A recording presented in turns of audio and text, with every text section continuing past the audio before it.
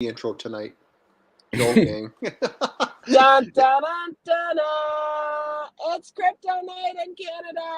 Yay! Well, Hello, everybody. How's everybody doing tonight? Doing good. How about you? That's it? You're well? Good. Yeah. Redbeard's in the house. Slow on the uptick tonight. Well, no, because I wanted the stream on the other screen, so I had to mute myself while I waited for it to go live so I could mute that tab. Oh, that's funny. So that way there you didn't hear. So we got Candace in the house. Twice. I was saying yes, twice. Yeah, no. Well, I'm good with once. Yeah. See, now I never know. We got Candace in the house from Mountain Finance, and we got Hi Rye in the house. Ryan from Hi Rye. It's all good. And Ken was here, but he's not here, but he's going to come back, I'm assuming. And Tim. Excellent. I can't see anybody in the chat, so if you're here, welcome, welcome. I am driving to see Tim at the cottage. So welcome to the stream tonight. And what a nice night in Ontario, man. It was a hot one today. Was it hot for you, Candace? Yeah, it's about a 37 humididex. Holy shit. And we're under a thunderstorm watch. Who's got the first watch, you or Jill? Her cat. Oh, yeah. Yeah, if the cat starts running like hell, it's like, well, that's not good. Yeah. That's not good. Yeah. It was really hot in Oakville, too. Very hot. Ken, how was it down in Sarnia? Yeah, it was pretty warm. Yeah. But you don't care because you got air conditioning back in your truck, right? Yeah, but I got a haircut, and I think I burnt the top of my head because it kind of hurt to have a shower. Oh, geez. Well, how low did you set the razor? One. I didn't go that low. I didn't go that low. I went like I normally do, but... Oh, okay, there you go. Oh, you know what, Ken? It's not sun, it's a bald spot. Shh. Oh my gosh, Tim. That's what I look at. I always look at the guy who cuts my hair, and I look at him, and he gets to the back of my head, and I go, "Don't even think about it, because your tip so depends on it." I have no bald spots. See? Well, on the bright side, as an oracle, you are starting to resemble a crystal ball. Oh Jesus! Well, there you go. What's the weather like in Calgary, Alberta, Ryan? Warm. It's typical Alberta weather. It's 24 degrees with no wind and no humidity. So it was really freaking hot, but without the sweating. I love it. This is my ideal temperature. Like I was talking to my parents in Ottawa. They were, like Candace said, 37 degrees. That's disgusting. You go outside at 37 degrees. I don't know who you are, but that's not lasting long. Like that is hot. Yep. So I'm about half that. Well, as I said, when I was coming up here, it's about 20, it's like 24, no wind up where I am. And it's just a beautiful night up here. I got the windows open. I've actually got a sweater on because I'm cold. But it's absolutely incredible how you can go from a different part, like 2 or 3 hours in a different part of the province, and how different the freaking climate can be. Yeah, you're right, Tim, because I'm about an hour from you, and it's already much. It's only 22. I just look at the car temperature. Oh yeah. It was 30. It was 35 in Oakville. Yeah, I think I was in London all day, and it was 30. I think it got up to 38. Yeah. Well, in my case, I actually did wear a sweater most of the day because I was down in the studio. The studio's in the basement. It's always nice and cool here because today was a making video day. So very good. Yeah. Awesome. Well, lots going on in the news. I thought maybe we could jump in and start talking about a few things. Ryan, you sent me a message just before the stream about something that just came out today, some new standards for the metaverse. Is that what you sent me? Yeah, so I think it was announced yesterday, but companies have been talking about it apparently for a while, but the announcement with Facebook, NVIDIA, and Microsoft was yesterday with those three particular companies. Outside of the video that I released, which was short and sweet, only 6 minutes about it, I haven't gone super, super deep on it outside of a few pages on their website, but it was a pretty unique collaboration of companies that you maybe wouldn't have expected to work together that are integrating themselves in the metaverse for standard programs and software so that they can all interoperate between each other, which is kind of sweet. So that opened my eyes to being interested for the first time in Meta as a stock, for instance, or the metaverse, really. For me. Yeah, interesting. So did they happen to name any in particular that they were going to be working with, in collaboration with? Outside of Facebook? Like, are you talking crypto-wise? No. Like, did they say what? Like, remember Candace had done all of those metaverse coins and yeah, there was no stock crypto updates. No crypto tokens mentioned. It was only, for instance, the companies involved, like Microsoft and their server abilities, and then you've got Activision, which they just bought or they're buying right now. For instance, like there was no mention of crypto, if that's what you're asking. Yeah, so, no. Even some of the other stocks, like I've got a list actually. So, for instance, Microsoft, Nvidia, and Meta were the Tuesday announcements. All obviously very related in metaverse and crypto in general. Unity Software was another one, very big in the States. I know that got pumped and dumped like crazy by YouTubers, but that was still a really popular stock, Unity Software. Adobe, Alibaba, Autodesk, which was a funny one, but IKEA, another one, Wayfair.com, furniture and accessories, Sony. There was way less emphasis on video games and way more emphasis with these collaborations on the retailer. And it made me just think that the metaverse is probably going to be the greatest online shopping mall before it's a video game platform or anything like that. But 100%. Yeah. I played this one game. I haven't played it in a while, but it was a decorating game because I like decorating stuff. And you move furniture all around and they give you different rooms and different things. But I have seen all of that furniture that I play on that game. I've seen all of that for sale on Wayfair, on IKEA. All of that stuff is available. So you're absolutely right. I'm not surprised by this at all. Well, you want to hear something weird too? Because I have a funny video I'm going to make on this. I'm trying to put more of my personality in my videos, but Roblox, okay, this metaverse game, not included at all. Not included in this mix of companies. And there's way more companies than I listed there. There's probably 30 to 40, if I can remember off the top of my head, but Roblox is not in there. So I thought it was pretty funny, but it's worth going to check out that website and seeing what the forum's all about and what they're striving for. But it made me, because my biggest problem with the metaverse was, like I said, I mean, this is kind of quoting the entire video. Feel free to go watch it if you want. But my biggest problem was like the Lens versus the Oculus, Decentraland versus Sandbox, and I didn't know what the hell was going on. To me, it seemed like an HD DVD versus a Blu-ray thing, and I just assumed one of them was going to win. So I didn't know what was going on, but this forum kind of helped me realize that, one, I was intensely ignorant, and two, that these can all interoperate together with their own universes, so to speak, and we can interact between platforms. So that's obviously the name of the game. So I don't need to necessarily rely on one crypto token and decentral, whatever it is, right? So they're all going to kind of work together. And Microsoft being a part of it today is so amazing because of their interest in Activision related to, and I'm so playing this deal. I know Candace is too. This is so amazing. But Microsoft is dead serious, obviously, to get into Meta. That's obvious. And they have the capabilities to house the data centers. So that's a no-brainer. NVIDIA is required. And then Meta as in Facebook, they've been spending the last 3 to 4 years dumping hundreds of millions of dollars into promoting their own individualized Facebook groups and the Facebook marketplace, as in privatized groups.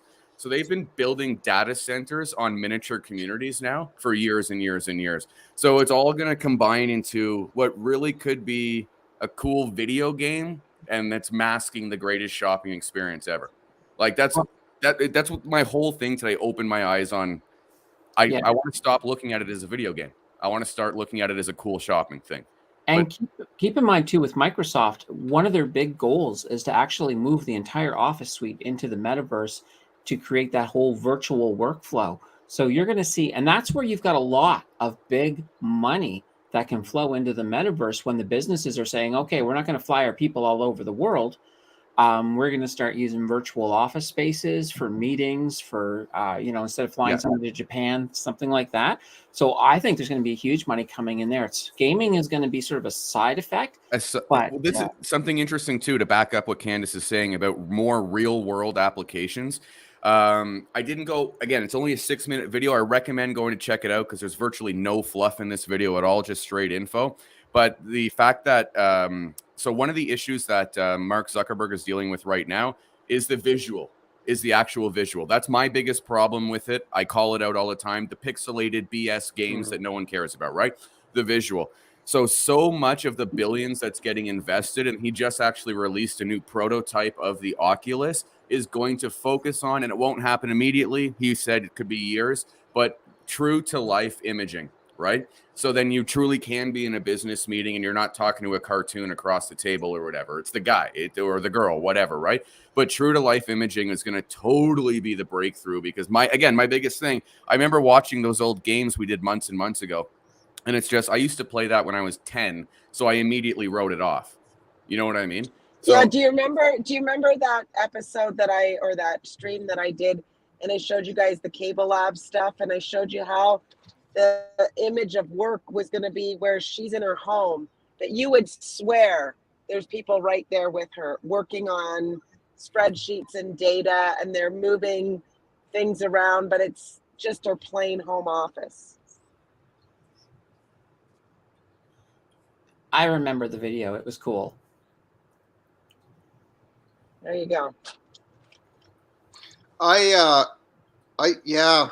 It's incredible that that Microsoft is going to put Office in there where the word's going to be Excel.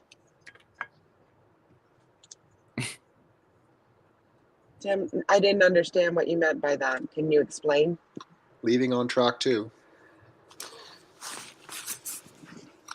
Where the word is Excel. Oh my God. Yeah, I'm going to be, that went right. I tried to give you the awkward. There's got to be someone out there. He was trying to make a joke. Yes. But obviously his point didn't have enough power. Yes. There you go, Candace. Oh yeah, look who got it. Yeah, he got it. No? Oh jeez. Did you get it? You're on mute. I know. I know it's windy outside, so. Oh, but did you get that? Okay. See? There you go. I'll be a little something in the end of your paycheck on Friday. Oh, ha ha ha. Okay, so I love. Go ahead, Tim. No, if you look at the metaverse and you look at all these people starting to sort of do the partnerships and sort of really start to move forward, what do we equate? Like in crypto, we go layer 1, layer 2, layer 3, right? What do we do that? How do we generalize that with the different companies involved in the metaverse? Like what would be the layer 1 and what we're building upon?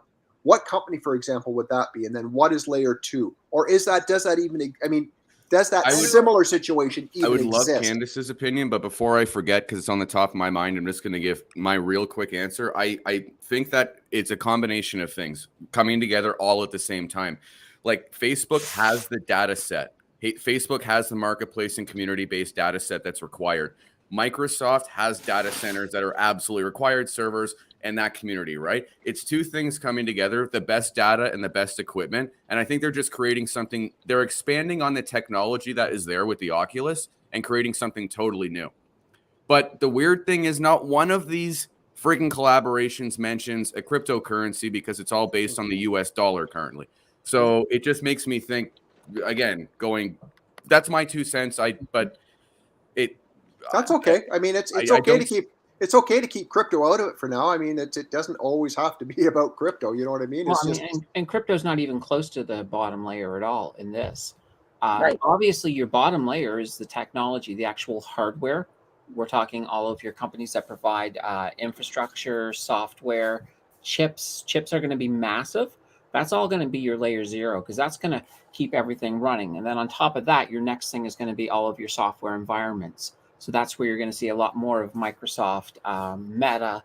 They're going to come in. They're going to create the more or less the fabric that everybody else is going to play on. Then outside of level 0 and level 1, you'll have new people come in at a level 2, and then they may have internally level 3, level 4, depending on how they're going to set up each of their developments. It's quite ingenious because you figure that, as Ryan said, that their Zuckerberg's coming out with a new Oculus or a revised Oculus, whatever it was, and everyone's trying to get the metaverse going, and they're collaborating and stuff like that. And you think about, I was just thinking there as you were talking, Candace, I think, how ingenious is that? Because sooner or later, you're going to have to build a phone that keeps up with the processing ability of all of this and the screens that allow it. Because I don't think our phones today have any chance of keeping up with. They'll have any chance of keeping up with what gets created 10 years down the road. I don't actually think you're going to see phones. I think you're going to see more or less glasses, like Google Glass, for example, the next versions of that. So when you're outside in the real world, you wouldn't go into full VR. You'd go into more of an AR. So you would just augment the world that you're in at that moment. Yeah. Because obviously, if you went full VR, that could be a health and safety concern. Yeah, I think we are going away with that big heavy duty phone we're carrying around. It's inefficient and it's clunky and it falls in the water, and I think that'll be. We'll all look back someday down the line and go, do you remember the days we used to have to carry that thing around? We all had special purses we'd put them in. The guys had them piled in the back of their pockets. I think those days will be gone. Yeah, I mean, with AR, you don't even need screens. Right. Because you can have virtual screens. Yeah. Well, and then if you also think about it as well, that's a huge privacy plus because you'd be the only one who could see your screen. Well, okay, so at the same time, though, because Google tested this out already, Candace mentioned it with Google Glass like forever ago, and it failed so miserably it wasn't even funny. So, I'm just wondering what would be the differentiating factor, because they literally were the glasses with exactly what we're talking about. It was integrate. Now, obviously not maybe the integrations that could happen today, but it had Google Maps. It had access to a search function. All that stuff would come up on your screen. People found it extremely disorienting. Sales plummeted, and it dropped off so fast. Just out of curiosity, what makes you think the next round, as for instance, I could picture a shield, maybe to lower the disorienting factor, because glasses. But that's just my opinion. I'm curious what you guys think about that. I think the technology, like everything else, I think it's getting better and better and better, and they're getting. The processing speed, everything is getting better over time. I think there's going to be a lot of stuff that we see over the next little bit that is going to come up, and then it's going to come down just as quickly because they don't have it quite right. But it doesn't mean that that's not the way it's going. It just means they didn't do it the first round. They tested it, didn't work. The only true working heads-up display that doesn't cause disorientation right now is the one that pilots use, right? So it's my first logical step next would be, why would we ever assume that we're going to beat what pilots have with sunglasses, which failed miserably beforehand, and not just actually have a face shield so that it's part of, you're not looking at a lens freakishly. It's just there. It's just a part of your field of vision almost, right? That's my gut. I know it seems like that's my gut. You see, and that's part of the answer. The problem with the disorientation is that you can tell that it's not reality. So in the difference, just phasing back and forth between the two, that's what creates the whole off balance, causes different dizziness within your ear. Yeah, but glasses contribute to that because you have peripheral vision outside the field of view. That's that whole thing. With the newer glasses, they're going to be more wraparound. In addition to that, the technology is making it so that these virtual images will look exactly like they're really there, so you won't have that disorientation, because when you're going from one to the other, it'll look like there's actually a chart just floating there, for example. Well, I'll tell you that because I put on Google Glass. I never bought a pair, but I've seen what it's like. The problem with Google Glass, it was almost like you were trying to focus on the lenses. You know what I mean? Because it wasn't true field of view. And it was the weirdest. It was just so weird. So I agree completely with if it was some sort of, just so long as the field of view is covered, then the disorientation factor goes completely out the window. Do you remember in Star Trek? Do you remember in Star Trek when R2D, the very first Star Trek that came out? I know you guys weren't even. All right, Star Wars. Star Wars. You're right. Star Wars. But you remember when R2D2 came along and he projected out, The and hologram. Princess Leia came out, and it was like she was real, and she was standing there, and she's talking, but it was just a projection out. I think that's what it's gonna feel like. It's more like that. It will come out in front, and you'll be looking at it out here. I don't know. Well, Anyways, it'll be and if interesting you, to see. I mean, until we've got an actual prototype of the newest versions available to try out, we're not going to really fully understand how it's going to look. But no. the disorientation is a deal breaker, so that is something that is top priority of getting resolved. That's the thing is, like, I think Tim can maybe be the biggest expert on this. Any piece of eyewear that breaks field of vision, period, especially bifocals versus non-focused. And like glasses are a perfect example. Anything that would do that when you're flying, especially if you're wearing glasses and you get that sudden glint between a lens and not, the whole thing is over. It's all over at that point. Like, the true failure when I put on those the Google Glass was that I was actually trying to stare at the image because I could tell it was in front of my face. Like, I really believe that we've got to get almost like the trailer for Ready Player One, where his whole eyeball set was immersed in something. Kind of, I don't know, but peripheral vision will disorient the total SH out of people on that one. And Maybe we'll be wearing like contact lenses instead of glasses. That would be cool. We're making a hypothesis that it's just the reason I said glasses originally is because you could have your wires on the inside of your arms and just be tapping to be able to call people and pull things up and all that stuff. But I mean, eventually we'll just have a chip that's embedded in our brains, and then we won't need our eyes to be able to see that at all. It'll bypass the whole thing. It will be cool. It will be cool. I know that we were talking about this the other night. Honestly, I think that I would do it. I think that I would go full blown. Like, if I ever had a question and it just appeared and it was factually correct every time, I didn't have to open a computer. Like, it just somehow connected to everything that ever was. That would be just mind blowing to me. That would be so mind blowing. It wouldn't even be funny. One day, Neuralink. I have no problem with cyborg. Do you know what? Well, and it would just be interesting for it to solve problems that, like, we waste time on now. Every time I'm going to find something in my emails, I can picture what it is I'm looking for, but I can't remember where did I file it in my emails. I waste more time looking for that kind of stuff. If I could just go, this is the document that I'm looking for, and then it somehow, I'd like to be able to find things more easily. That most emails have a search button. You can just type in the thing that's in it. I do that.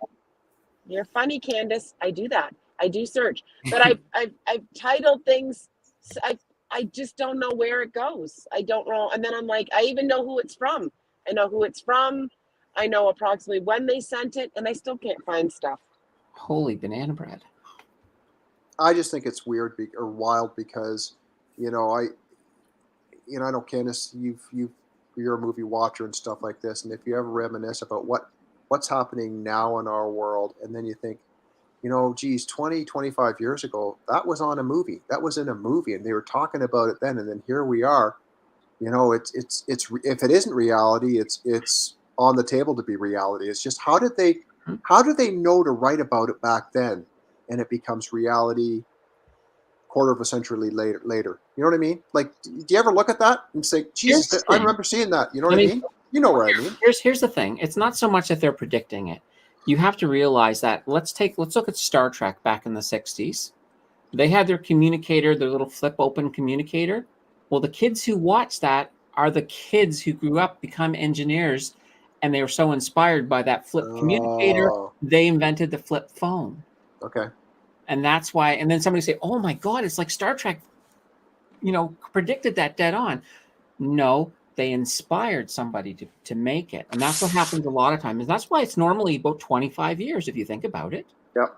because Okay, those yeah. kids who got inspired, they built it. That's 24 why, years remember later. with Star Trek, they had the little thing when they would tap their chest, they go, beam me up. You know, they were giving the commands off of just tapping them. Like, we never saw people, like in not the 60s version, but then the later version, the one that the next generation, where they were tapping for all of that stuff. And I'm like, gosh, like, I'm hoping we get there. Well, we're kind of there. I mean, if you have a smartwatch, you can just say, you know, hey, whichever smartwatch you have, and, you know, get it to do things for you. Yeah. No, it's so true. And you can ask Alexa things now. Oh, yeah. And plus, there's some AIs coming out that are just absolutely amazing. I watched a interview with somebody doing one of these new high-flung AIs, and they're asking it questions like, you know, are you conscious? What is consciousness? And I was just Holy like, shit. I could not believe the answers coming out of this AI, because half the time I couldn't tell it wasn't human because it was that good. So those are the really, really far along ones. So we're really moving forwards quickly with this whole AI thing. And, you know, it's going to be very interesting to see where that all goes to. Yeah, no kidding. I'd like to know if anybody has an update on Elon Musk's robots, because I'd really like to get some of them in play. Yeah. I don't have anything new on his robots. Elon's had pretty much a quiet week so far this week. Yeah. I think the only news... the only thing I heard on Elon this week is one of his kids is changing their last name because they don't want the Musk family name anymore. Was it an odor thing? No, it's because the kid's transgender, and Elon Musk made some transgender comments. Oh, Jesus. You're gotta be kidding. No, that's the truth of it, though, without getting into like nitty gritty. But Candace was being very polite, but those are the details. I was trying to be political. Yeah. But you friggin' nutbag, always being politically correct, missing half the story. No, I'm trying to be more brutal. Well, is Elon still moving forward buying Twitter? Is his hand forced on this one?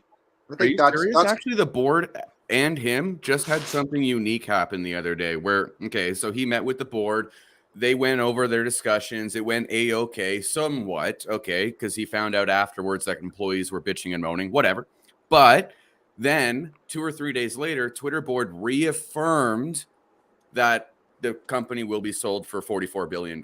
Like, I'm debating sitting here, Candace, what do you think, seriously? For a tiny amount of money, I know Activision's gold, but is this borderline getting there? Because I don't think he's bailing, and I just did the math earlier today, 28 point something upside. I know, risky biz, but I would say it's more riskier than the other, just because Elon tends to go off in any direction he pretty much chooses to. Are you not surprised that it stayed on track this long, though, despite the BS? I'm not invested in Twitter. I'm just full disclosure, but I'm surprised that it's still on track. Well, I kind of got the feeling that Elon decided he didn't want to do it and tried to walk away, and he really didn't expect for Twitter to capitulate by providing all of their data. So I'm a little bit kind of on the I don't want to say I'm on the fence. I'm just very, very leery of this one. I get it. Didn't Elon lose some partnerships or something?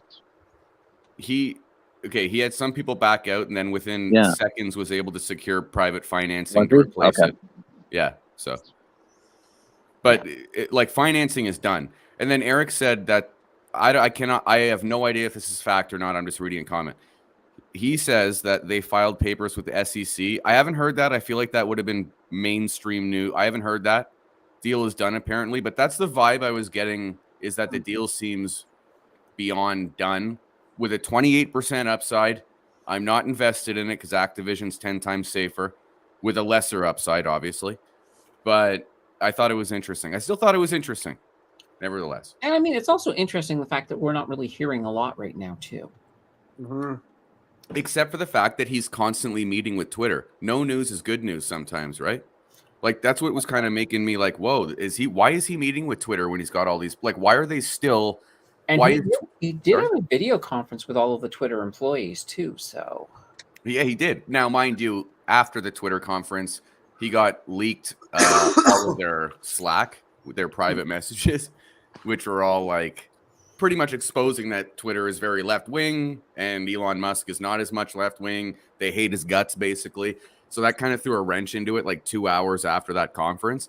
But all I'm saying about Elon Musk is there's this saying that goes around, and again, I'm not invested in Twitter. It's not financial advice, but they say you don't bet against Elon Musk. And I'll be honest, everything he's done to date has proven that to be true.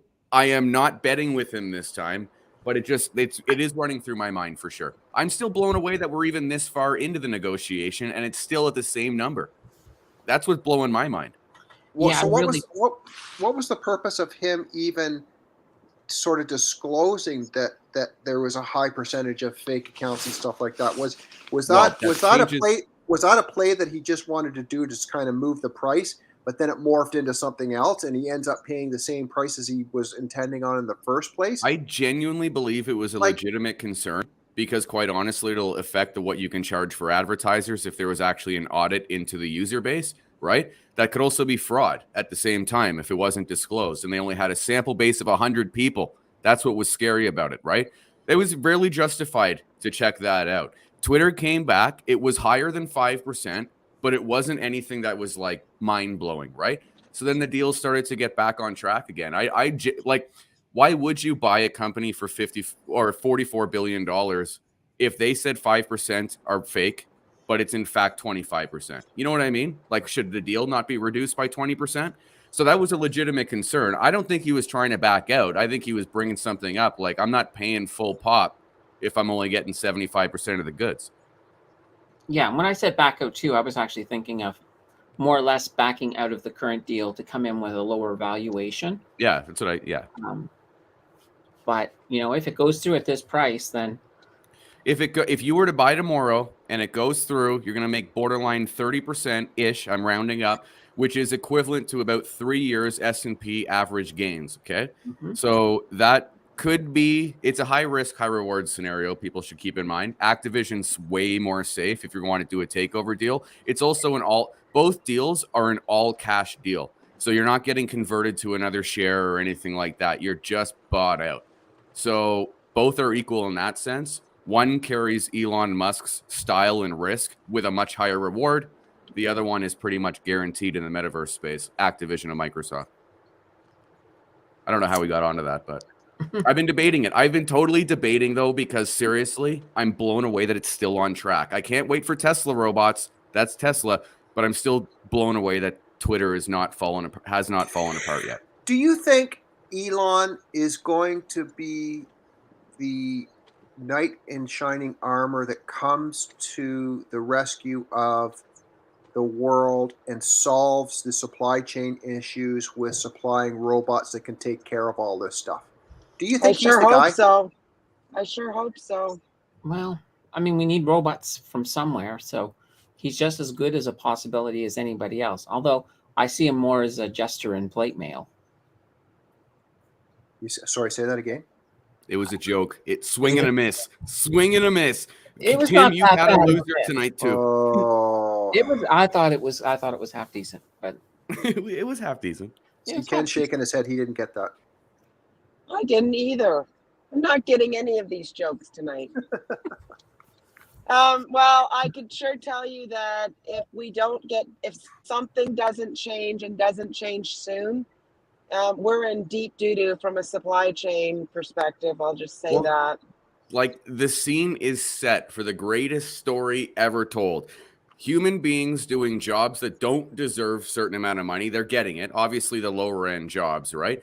That's what's killing small business across the board, killing business in general. And we've got record vacancies right now, which people don't want to go to work because for some reason, $15, $16 an hour isn't enough. Well, that's because the government pays you the same to do nothing, right? So it's this combination of no one wants to go to work for these lower end jobs. It's also shockingly easy to program AI for lower end jobs because I cannot picture an AI Tesla robot, for instance, performing a high end skilled task.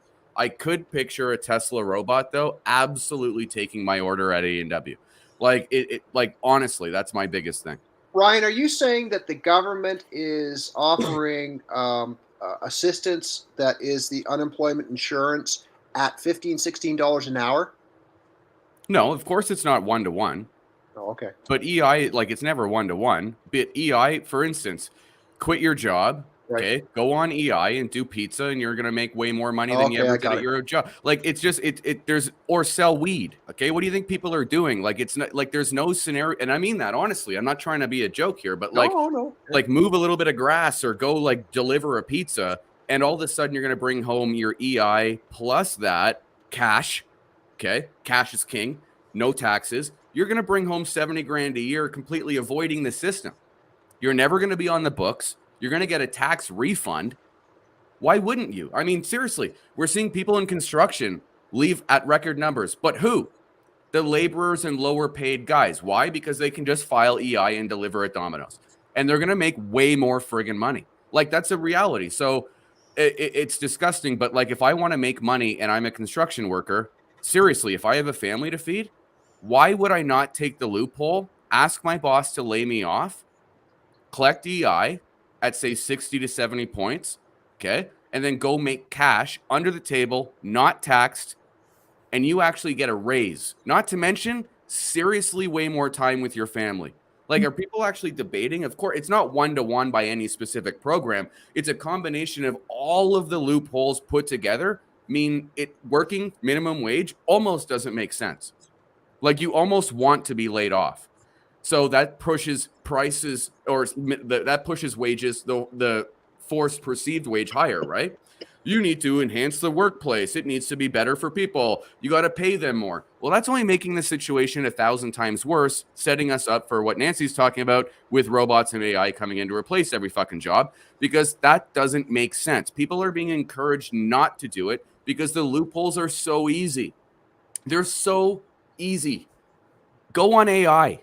Don't even try to get a job. Go on AI, and deliver pizza. You'll make more money. Do you think it would make a difference?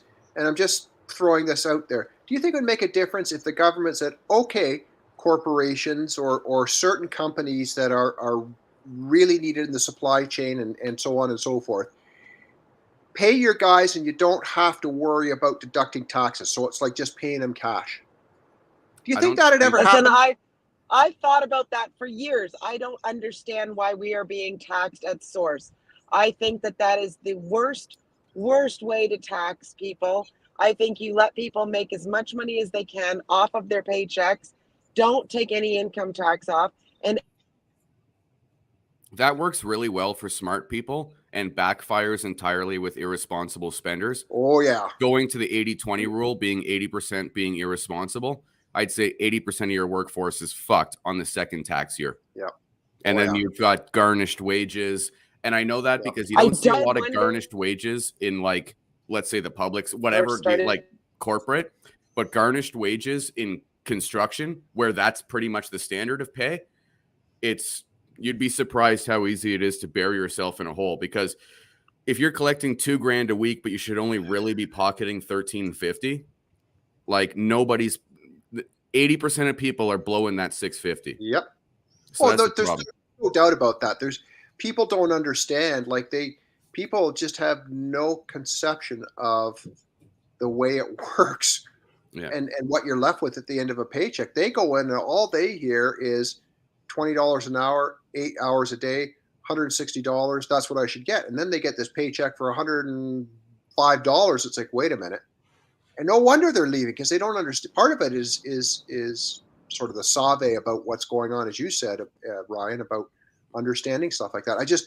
I can't believe that this is such an issue these days, is at $15 or $16 an hour. And I think back to my day, and I'm the oldest guy here, and I think, that was a Ford. I mean, I've blown out of proportion, but that was a Ford exec's job, $15 to $16 an hour back in my day when I was going through this. You know what I mean? It's mind blowing. I'm like, oh my God, how as a society do we ever get here that it is our right, and it's that they don't understand that it's a privilege to go out and make that. There's nothing in the Constitution that says thou shalt make this much money, is there? Well, the problem, of course, no, I agree 100%. The problem is government policy and overspending increases inflation and forces the rent prices up and the cost of living, and then that gives them juice to demand this. And then what do we say? So that's like that perpetual inflation cycle. That's why overspending is obviously never going to heal inflation. Like spending more money to help inflation, which just recently happened in Canada, was and then following it up with saying the opposition side was economically illiterate. I almost puked, but that was hilarious. It like you don't spend your way out. Like, yeah. Sorry, Tim. I mean, I'm gonna cut myself off there. I don't get it. It's in 40 years, 7.7% inflation rate was the headline today, and I'm thinking, and even a client of mine today I saw for the first time. He goes, yeah, that's what they're telling us. He goes, that's not even probably close. And I go, amen. Dude, gasoline year over year is 45 points, but we don't count gas and food and energy and all this BS. It's like you actually ask the average person how their lives have changed. And are you going to tell me that your expenses are only up 7%? BS. I know I'm up more than 7%. Yeah. Like, this is insane. The gas alone, like I said, 45% or whatever the hell it is, right? Like, it's absolutely freaking nuts. Now, that's also something scary too, because if gas reacts like that to inflation, okay, so let's say with every 1 point in inflation, we get roughly 4% inflation on gas, and this is persistent, like Janet Yellen says it's going to be, okay, what the hell does that mean to our gas prices in 6 months? When we have the fall flu season, add more pressures to BS, okay? Start expecting, guys, jumps every 2 months of 10, 20 cents a friggin' liter. Mm-hmm. Like, and that's 100%. Like, and this is the result of overspending. This is not a Canadian problem. This happened globally, but this is what happened when you dump money at a COVID problem. For instance, the cooties, you dump a bunch of money. First time in history. You also can't blame the governments too, right? We didn't know what to do, right? Everyone was freaked out at the beginning. We're not going to blame each individual government. Where we blame the governments is how far we want to continue this path forward of overspending and total BS, right? Because this great social experiment has taught us that exploding money supply directly reflects in the stock market. And if we are savage assholes like we are, and we want to take advantage of the next session of quantitative easing, we'll make money and everyone else will go broke in the next cycle too. But that's all it is. Mm-hmm. Like, this is just a cycle to thin out the 1%, isolate it. Not to mention, are we not noticing monopolies coming to par again here? Yep. Like, this is about thinning out the herd. If you don't belong in the 1% or the elite, you're fucking done. And that goes for companies, that goes for people. They are thinning the herd, and they are making sure that the 99% is so solid it's not even funny, as in we don't get out. The price gaps between, like, it's funny to see, so different 5 years ago. It's funny to see how there's different sets of rules for different people, or for different organizations, or for different climates of society. You know, it's so messed up. Well, look, why the fuck? I'm just going to say this because I'm on a rant. Why do I have to pay income tax? Okay. Why do I have to pay my income tax, or any of you pay your income tax? Because we're not millionaires. But if we were a millionaire and we were liquid millionaires, okay, not assets, liquid millionaires, and we had that money in a registered account, all of a sudden we don't pay income tax. We pay a 3, 4, 5% interest rate. Well, now our ability to grow our millions has increased by a factor of what, 10? So all the poor people below me are going to be fucked because I now can take advantage of that 1% attitude, that accredited investor status. I can do things that you can't. It's so, and the problem is, though, they make it so fucking hard to get that $1 million liquid.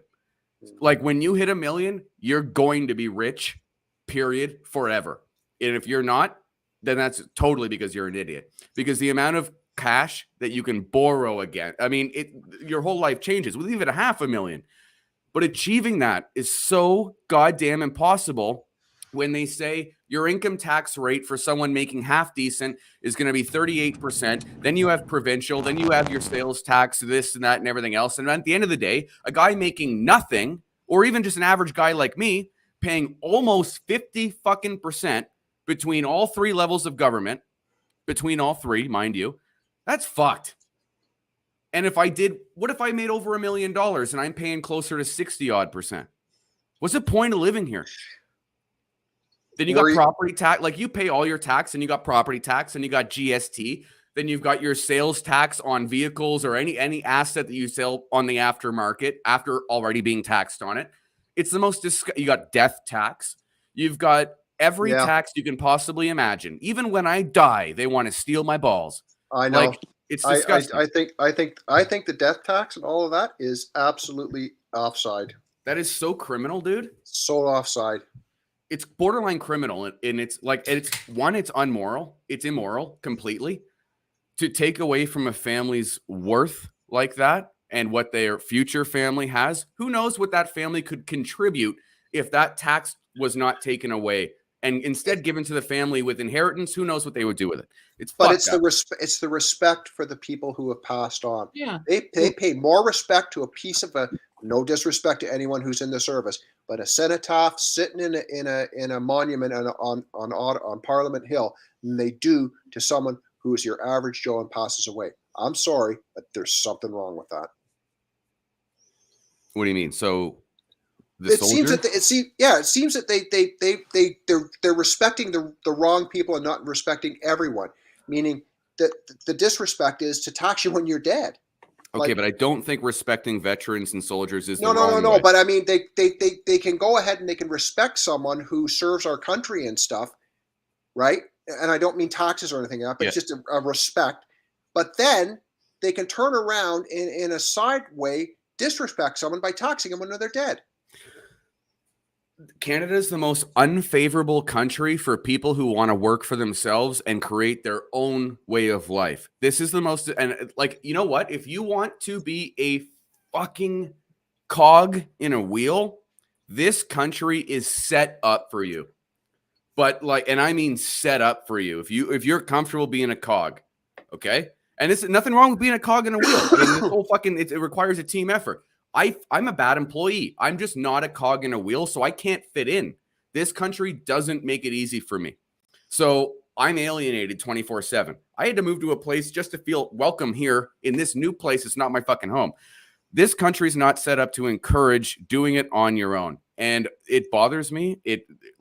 Ontario, dude, I think I have taxes coming out of my ass in Alberta. What you guys deal with is literally on another level. That is like socialism shit. For every hour you work, if you make somewhat decent cash between all three forms of government, you owe them 30 minutes. It's fucking bullshit, dude. And the other 30 minutes goes to pay for your lunch. And then the other hour goes to pay for your gas. And then at the end, you're taking home 2-3 hours a day of an 8-hour day. It's fucking bullshit, dude. It drives me nuts. Sorry for going on. $17 an hour after tax is actually like 13 after tax. Yeah. It's insane. Oh, dude. 13 on layer 1, dude. Go to layer 2, layer 3, bro. If you're a homeowner, are you a purchaser of goods? You know what I mean? Like, add that on, dude. If you're collecting 13, you're actually probably taking home 7. You want to compound that. Be a business owner that not only gets it for you taking your own money, but now you have to do company contributions for your employees that comes out of the business, the small business that's supposedly making this economy go. Right? I had 13 employees one year back in the 90s. I'm not thereabouts. And I looked at my source deductions for company contributions for 1 year. $65,000. I paid out of my company in addition to what everyone else had already paid. I fell off my tree. It's disgusting. Yeah, it's a lot of money.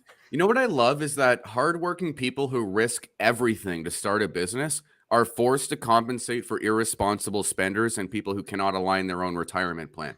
That's fucking disgusting, for one. As an employee, if you can't align your own retirement plan, you're the problem, not your employer. Straight up, your employer pays you. That's the only responsibility of an employer. Pay you, treat you well, you show up. If you can't handle your finances, that's because you're a fucking idiot.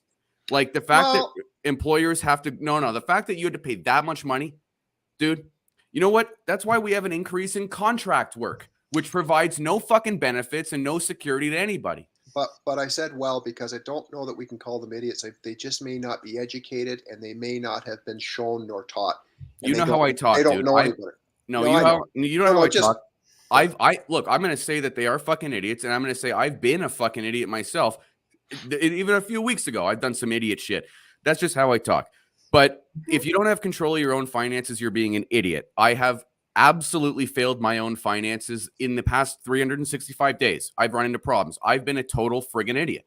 But that's just how I talk, guys. I'm not calling people out. But no, I've been there too. But the fact that they would come at the employer as if it's your responsibility to make sure that you're babysitting them and their bank accounts. And it's like, what the fuck are we doing here?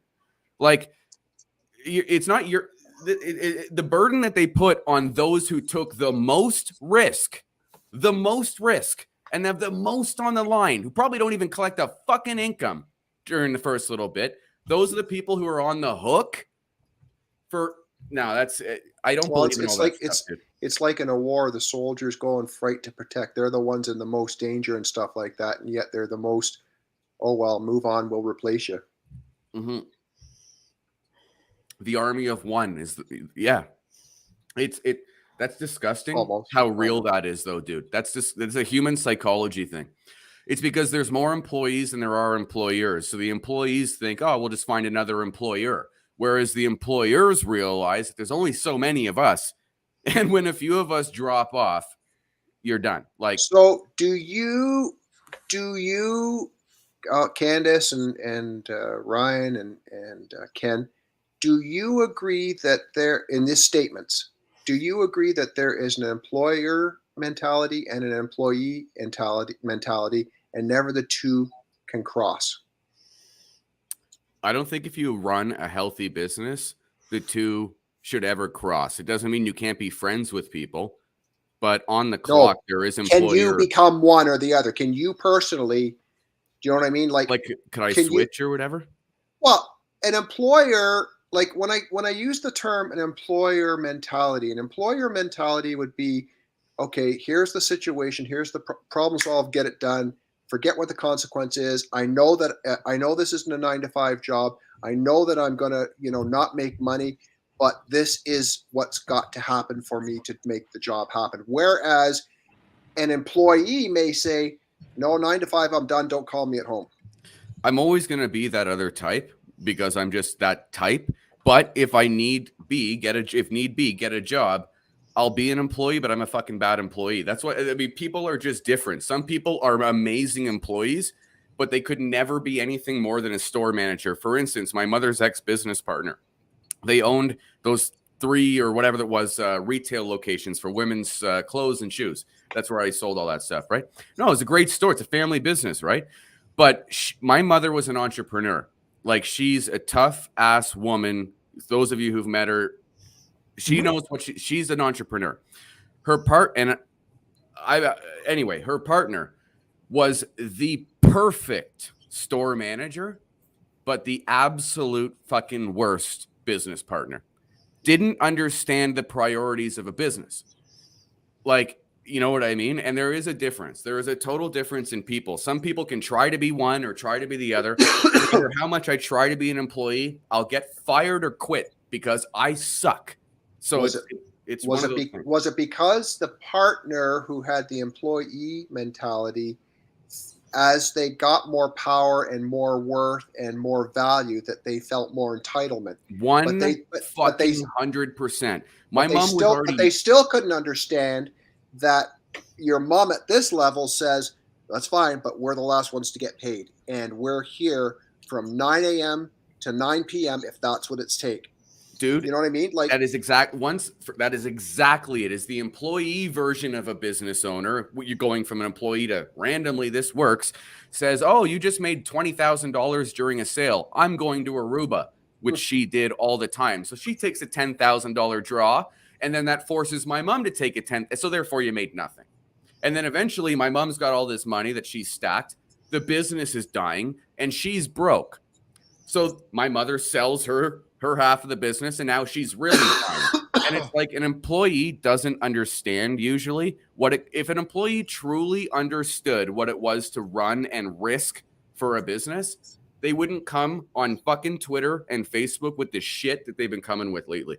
Like, and over the past couple of years, they think it's so easy to go find another $15 an hour job. Go find one, because the guy who's giving it to you might not be around in a couple of years if you keep it up.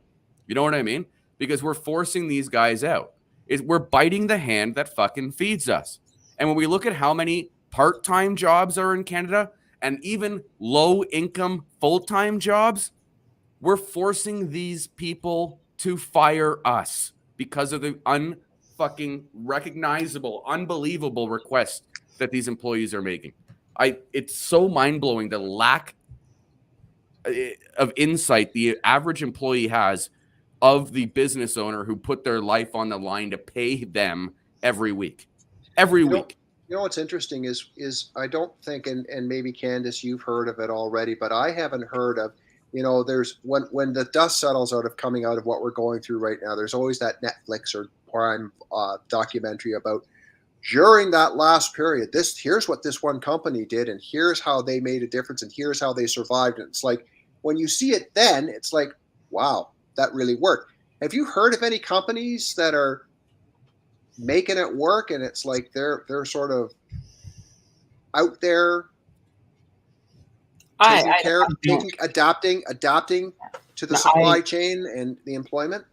Right now, no. Yeah. I mean, other than I know that Ryan was mentioning, like some of the banks, for example, in their entry-level positions are saying, we don't even want a resume. Let's just see what you got, bring you in. So that is giving some people breaks, and a lot of people are getting opportunities to train where they wouldn't have normally have met the criteria and they wouldn't have had their required experience. But that is opening the doors for some people. So there is some good stuff happening for employees per se. We have to but I think part of the problem that we've put on ourselves as a workforce is that we've put so many standards in place that are required to do X, Y, Z. Whereas the people that built the entire infrastructure to decide that had nothing. And they were just picked because they were the best of the best at that exact time.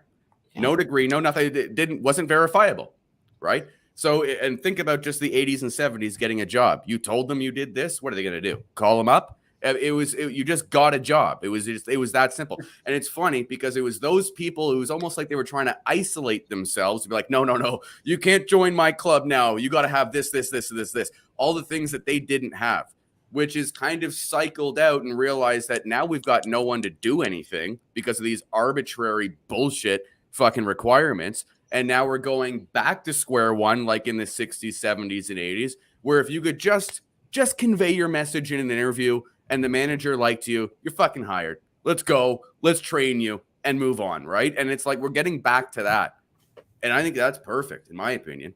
Yeah. Like too many arbitrary rules for employment now. It's ridiculous. I look at as you know, I've been exposed to some political stuff and running for politics and being on boards and so on and so forth. And I look at our structure of municipal government. And I think there are way too many people working and duplicating jobs. Mm-hmm. And yet the people who are running our show aren't running it like a business because they're using monopoly taxpayers' money to do whatever they want. That pisses me off. Why do you think we get paid tax so badly? We need to pay 6 people to cross the same T. Well, it's not a tug of war. Mm. But an interesting question you asked earlier, and I didn't get a chance to answer about what type of person right. when it comes to employment. I'm a horrible employee, but I'm also the greatest employee you could ever have at the same time. I'm the type of employee, I'll go in there and my manager, for example, will come to me and give me a task. And I'll examine that task. And if that task is not logical and doesn't make sense, and I think it's a mistake, I'm not going to do it. I'll put my foot down. And I've had managers come back and say, why didn't you do it? And I'm like, because it was wrong. Once you've had a chance to think about it and actually thoroughly analyze what you asked me to do, you'll thank me. And do they? Usually I'll get a lecture, and then later sometimes they'll come back and say, yeah, okay, you were right. You see, and a smart employer would say to you, okay, let me go look at this. Yeah, but a lot of them don't. A lot of them have their egos that they come out with. And it's like, hey, I'm above you, so, you can't be right. Right. And it should be my idea in the first place, right? Mm-hmm. Yeah, I don't. It's one of those things. But at the same time, I'm also usually really good as an employee of not doing, of sort of talking my way into doing what I want, opposed to in doing other stuff that I don't want to do. Yeah. Which yeah, is I can't say that I've ever been I've been an employee, but I've not been treated like an employee. I got to put this out there. Hold on really quick, because I was listening from the other room. There is no one who can sit on a fence like Candace. There is no one who can do it. You're the best employee, and there's no such thing. There is no such thing as an impeccable employee and an impeccable entrepreneur. No such thing. Let me tell you one thing I did. Maybe you'll respect this. When I was a teenager, I worked at a pharmacy. And I had my tasks that I had been set up with the manager that I was going to do, because I had worked hard to make sure that I wasn't going to be on cash. And the manager was sick, and the head pharmacy decided I was going to be on cash. I told her no. She says, "Oh, yes, you are." And then I told her to fuck off. And she just went away. I did my thing. And believe it or not, did you just swear? Yes, I did. I did, because I was quoting myself. But I did not get fired. So I find that the average entrepreneur, you can always tell a mile away, because the second they start outperforming their peers, they want more money. 90% of the time they don't get it and they quit. Entrepreneurs tend to have that really, really unique ability to do good, but they're fucking out the second that no one gives them their shit. So you can tell what Candace said, just fuck off. Like, she obviously has the spirit. That's the one thing I find is employers almost don't value the spirit. There was only one dealership I was at that ever fucking valued what like the spirit I brought to the table. And they perpetually raised the amount of money that I made until they said, no, like, we can't pay you anymore. And this was month 3. And I quit. And I went to my next job. Like, there's just no scenario. Like, that's maybe my problem is, as like that entrepreneurial spirit, you're always climbing the ladder. So if you're, an entrepreneur, you're better than the last month and you're going to get paid more money. So that's the one problem with being an employee is, like, the second I perform 1 week better than the last and I'm not compensated in some fucking way. Now, I know it's different with employees, but even still, whether it's a handshake or you give me a raise in a month or two, whatever, there's no scenario. Like, I can't do it. The second I outperform even 2-3 people, let's say over 50% of the people at my workplace, if I'm not making more money, like, I'm fucking done. That's why I'm such a bad employee, is I usually have a short tenure. Why are you done? Is it a sense of entitlement? If I'm overperforming, absolutely, I deserve more money. If they can't provide me more money, I will find more money. That is the unique ability I've had my entire life. I've always inched up my pay. I never go down in pay. And I have no, like, I don't feel bad about that at all. I will, once I'm at a place where I can prove my existence, and you've been paying me more and more and more every single month, and then you're telling me there's a cap just because the title of my position, I don't want to be an employee. You know what I mean? Like, those are just many examples that happened, like, in car sale or sales in general. No, but like, Tim, if you're generating 12 and they pay you 12, or Tim, sorry, generating 12 and they pay you 12, that's great. What if you're generating 20 and they pay you 13? Now, all of a sudden, that's a fucking joke, and you just go show someone else your numbers and get 15. So, like, that's always been my mentality, is if there's always going to be someone who wants to make the margin, whether or not the guy I'm working with is willing to pay it. So I've always gone about being an employee thinking as the employer. because I know the margin they're dealing with. And if they're not willing to shrink the margin for me, I'm going to go to someone who's going to shrink it. You know what I mean? Knowing what I can provide, because it's just free money for them. So is a company who exits a male from a senior position, enters a female into that position, is the female worth what the male was worth when he exited that same position? No. I don't think it has anything to do with male or female, but I would naturally pay someone who's brand new less. Yeah. I mean, it doesn't matter what their sex is. If you take somebody brand new and you put them in a role of somebody who's seasoned, that Well, that's the thing. Yeah, like if I leave, no, I didn't say they were. I didn't say they weren't seasoned. These are both seasoned people. Well, if they have the exact same skill set, same experience, yeah, then they should be paid the sure. same. I think most places would probably have a probationary type salary period, but like whatever. I mean, I don't think sex has anything to do with it, but if you have a probationary, let's say she makes a little bit less for the first 3 months just to make sure she's going to work out and that she can keep the promises that she made in the interview. That would have been spelled out in the offer letter. So in sales, I can honestly say sales is one of the least sexist industries I've ever been in my life. That's why I love sales. Candace, do you think that women are not in general, and I'm getting into this, do you feel that women are undervalued more than males sometimes in equal pay? It really depends on the company. I can't say that every company is. I've seen companies where they would have like a sort of an old boys club in it.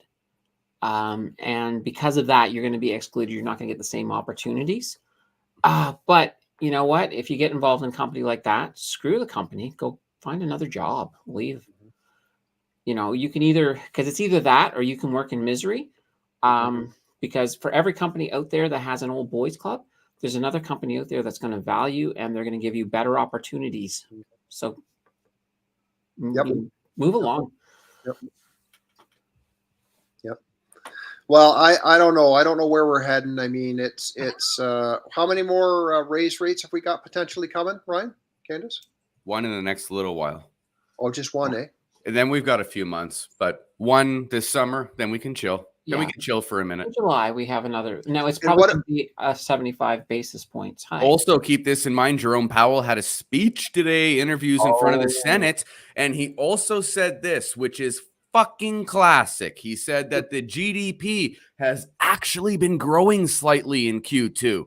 You know what that means is that there's probably not going to be an official declared recession, and they're going to fucking put it off to the after effect of these midterm elections, these fucking cowards. So he put that goddamn statement out today. That was the only thing I caught. I woke up early to catch it, and I'm like, I don't even want to make a fucking video about this because that cocksucker laid his plans down. Sorry. He literally lied to everyone for the fact of preserving midterm elections, and he set the field for a positive GDP growth. That stupid fuck.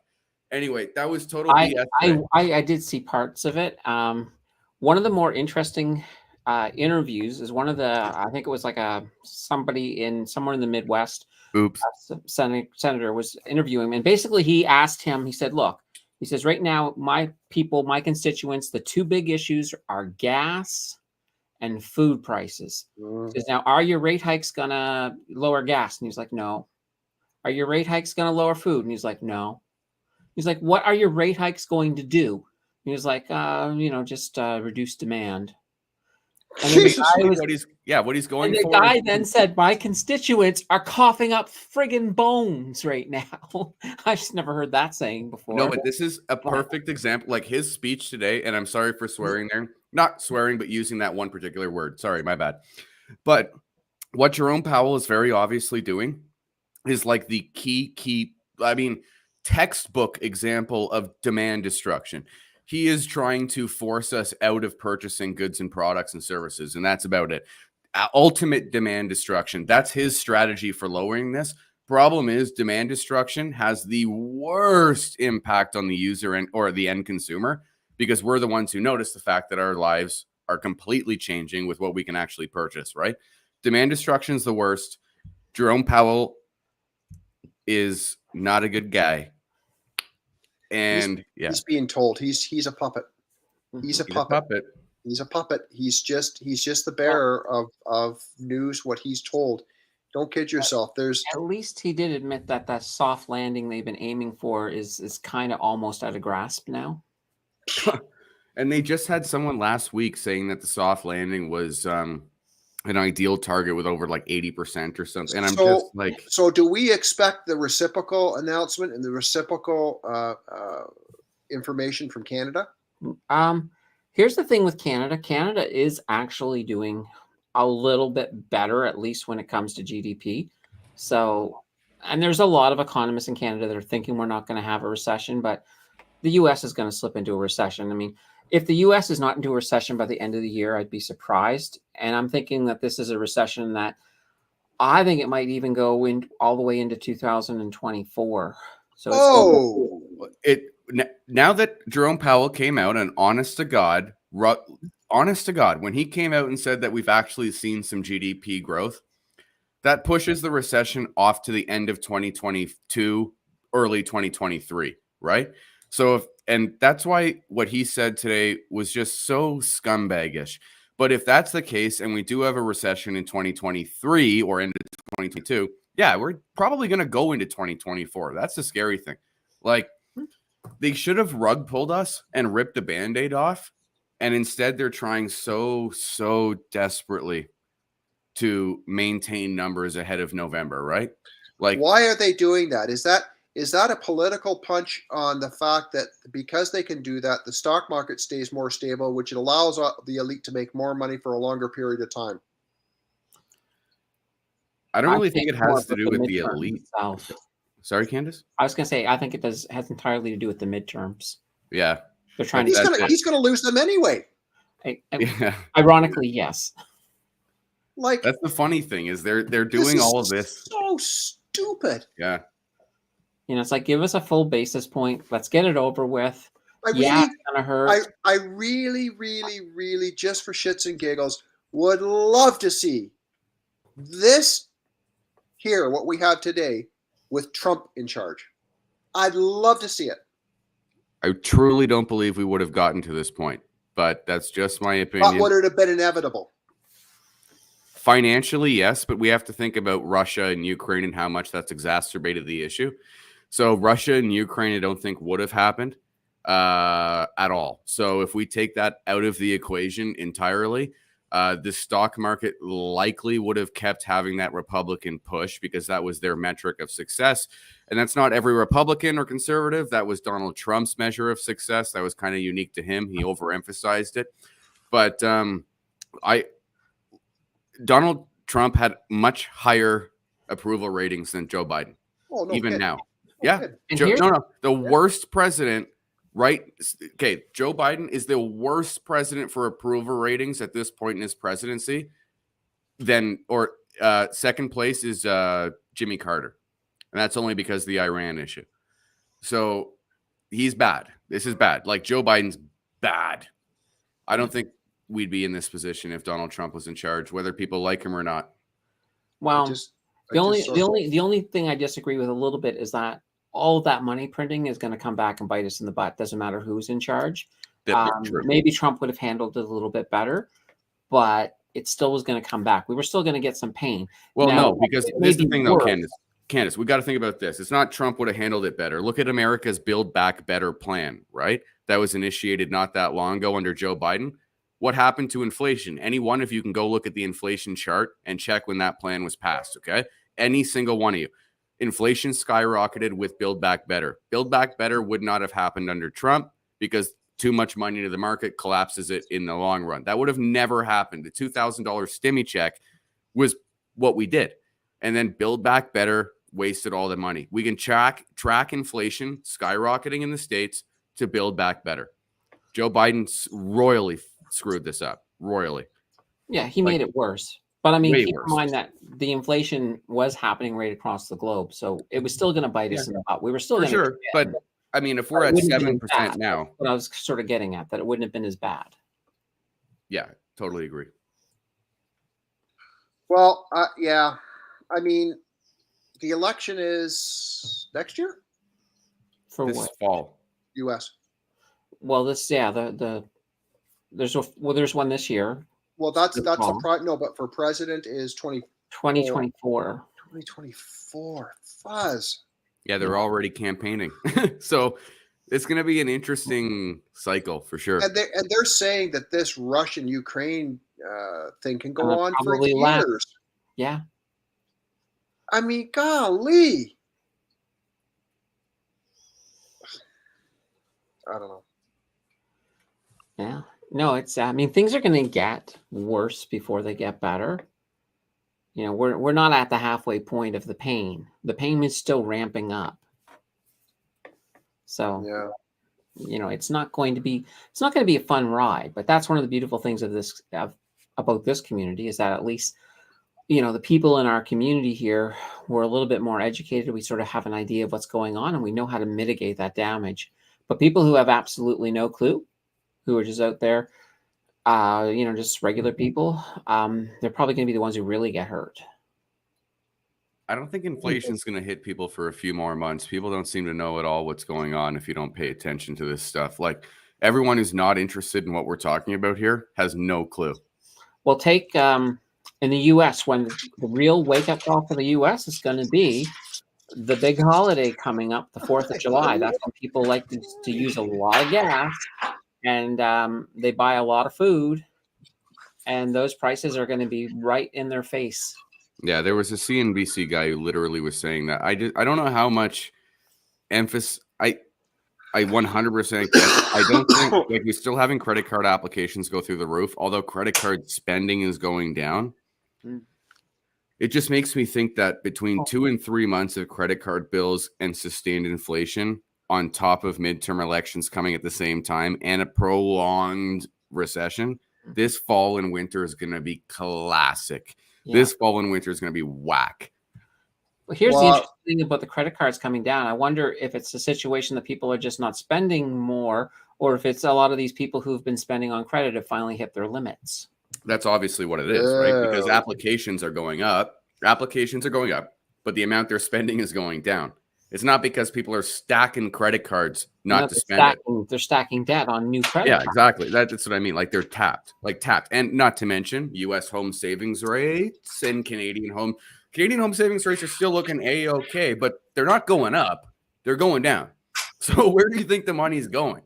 It's going into these high interest rate financial institutions. It's pretty classic.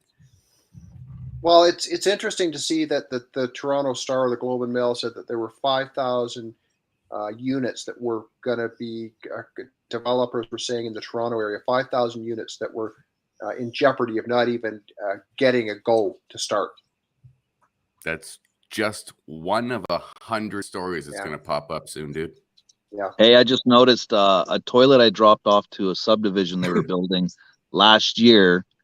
Every single unit there was sold. When I was there today, over half have for sale signs up now. You're selling toilets? Yeah, I sell toilets, dude. He stands in a corner with a big long overcoat and toilets underneath. Oh my God! Hey man, do you give a cracker?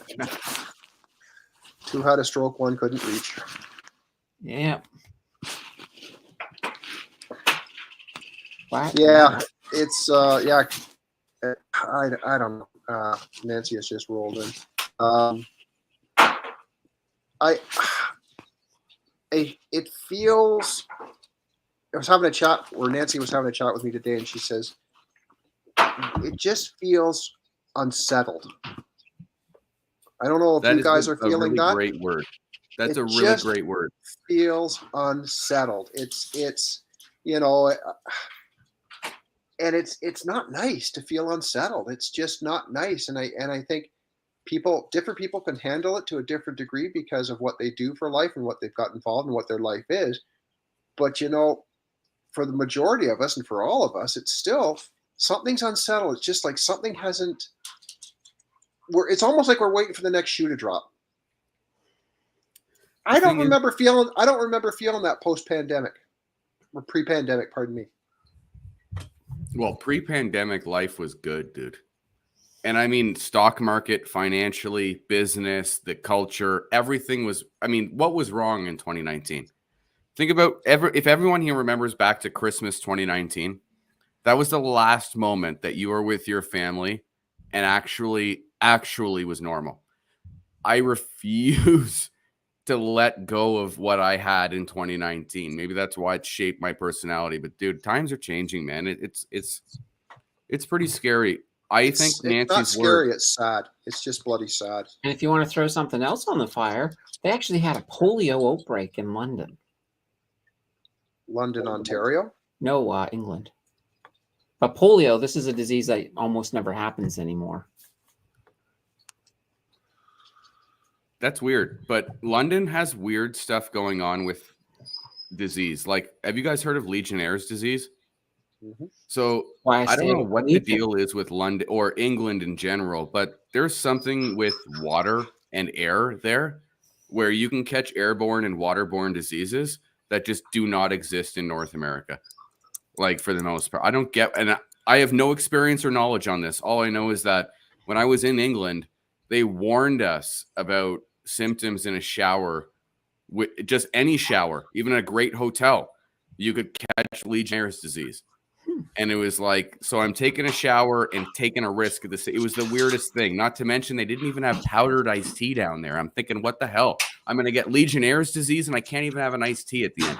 But anyway, it was nuts. England was crazy. I don't know what's going on with their airborne diseases and stuff, but England was out of control for that. I don't know. Wow. I don't know either. Candace, do you know actually why is England like that? Because they have mold problems, Legionnaires, they have airborne issues. It's so damp. It's so damp. Well, it's. I was wondering that, but I felt stupid thinking it. Is that it? Because it's maybe. damp and moldy? Like, I was wondering. Another big issue is that you've got a higher population density there than what we have here, so it's much easier in a higher population density for viruses to transfer and move. It's so weird. Yeah, I guess. Also, England does smell musty. That's just the Queen. She's been around too long. No, that's mean. I will say this. The Queen of England is probably the strongest figure that the entire world has right now. There is not one figure on the planet that I really believe that the Queen is a really stabilizing force. Did you know that the Queen actually engages in happy birthday notes with Kim Jong-un from North Korea? And apparently Kim Jong-un has grown to really like the Queen, and he's actually made statements about her. She's a little old lady. She reminds me of my great granny who passed away a few years ago. And it's like, they're just strong women from strong times. And she's a stabilizing force. Whether you're here, there, or everywhere, I think that the world will be a much worse place without Queen Elizabeth. And I'm not a monarchist, okay? I'm a conservative guy. I'm not a monarchist, but I really believe that Queen Elizabeth isn't given her due. She keeps a lot of stuff together. She's a strong woman. I'm not talking about her sons or whatever, but I have pride in her. Maybe that's because some of my family is British, but I have no idea. But like, honestly, I have pride in her. I can honestly say I'd like to see her outlive Charles, because I'd like to. I don't care for Charles. Yeah, Me I'm neither. not a fan of Charles. He's not inspiring. Like, his mother is an inspiring woman. She's the queen. You feel like she's the queen. Mm-hmm. Charles is a cheater douchebag. And like, that's how I look at him. Like, you know what? I don't look at him as the prince or future king. I look at him as a douchebag who treated Princess Diana like an idiot. Yeah. Like, I remember that. That's how I grew up. I remember that whole story. But like, I don't know if there's people who don't remember who that was, but that's how I view Prince Charles. But Queen Elizabeth has been just boom, boom, boom, boom, rock solid, like 70 years on the throne. Like, she's a total killer. Mm-hmm. You know, it's funny. You think about, there's a whole generation of people that never grew up with Diana, that they wouldn't even understand. It's weird who she is and how important she was to us. Well, that's who's formed Harry and William. It's so weird because like my whole feelings on the royal family have so much to do with Diana. Yes. And no one, like when I said, for instance, Charles is a D-bag, no one understands why I say that unless you grew up around the Diana thing and you experienced Lady Diana die. Like that was that was all over the place. It didn't matter who you were, if you were a kid or an adult, it didn't matter. I knew when Lady Di was dead. Like it was the craziest thing. She was the greatest impact on, she was a good force, and Queen Elizabeth was a good force. It's unfortunate. Now it's really polarizing what happened with Harry and Meghan. Have you noticed that? It's very polarizing. And I don't get, I get both sides, but the part that really is disheartening is that I lean more towards they just wanted out. There was he wasn't going to be royal. He wasn't, after Harry or after William had his children, Harry really had no choice, and they needed to just let him go. But that was such a fiasco on a lot of levels. And the Brits, man, it is polarizing with them about this whole thing. I really believe, for instance, Harry and Meghan are a unique story because I know people don't believe this, but the royal family does give their life to service. Okay. Yeah. Like we all think it would be fantastic to live that life until you live it for 5 years and you can't meet anyone. You cannot have a girl. It's over. Like it's actually borderline. It's slavery with money, but like almost like that. So, but the thing is, there's a cost associated. My only problem with what Harry and Meghan did was that they wanted to leave, but they wanted to keep all of the hierarchy and structure. So I don't agree with that. Like Harry and Meghan, if you want to go and leave the royal family, do not call yourself Prince Harry. You're not part of the royal family. You've left. I don't agree with that, though. I do. But you can't take advantage. No, because you have to realize how much good the royal family does and how much responsibility that they actually have worldwide. So it's almost like a brand ripping you off. Like, why would you have the royal brand being ripped off when they're not at all living according to those standards that inspire people worldwide? Think of English nations and subsidiaries all across the globe. And you have, it's a bad example. I think nothing wrong with Prince Harry keeping the name Prince, but at the end of the day, you're not part of the royal family. If you want out, you got to fucking get out. I don't agree. I don't agree. Not in this day and age. I think that he grew up with that. He had no choice. He was born into it. Sure, but Meghan's not a princess if she wants out. And she was, I don't think she was ever called princess. She was a duchess, I believe. The Duchess of... Oh, Duchess. Yes. Right. But that was bestowed upon them. I just feel like he was born into it and it's his birthright, and he did his duty all the way through. He was the second born that was a potential. If something happened to William, he was on tap for it. And honestly, but what about then go back in history to King Edward around the World War II days when he abdicated the throne for the sake of Wallace Simpson. No, because there are rules though. No, but times change because look at Prince Charles got to keep his title, and he's still in second in command, and he did the exact same thing. I don't believe the royal family can sway like that. Like but when they did for Charles. They did for Charles. They just wanted to step away out of the limelight. I think they should have just let them do that and not strip and not made it a big deal. I really do. I know we're going to disagree. The royal family is also a business. Like the royal family personal security is not covered by the government of England, right? Like that's their own personal douchey, it's called, right? So ducky or however you want to pronounce it. But I get that, Ryan. But say you put yourself in your own in Harry's shoes, and your mom and dad were the king and queen. Think about this, and your brother, he's now going to be the king of England. And you have to step away, but your life is still on the line. He didn't have to step away. He chose to step away. I know, but again, I think they've gotten everything they needed out of him.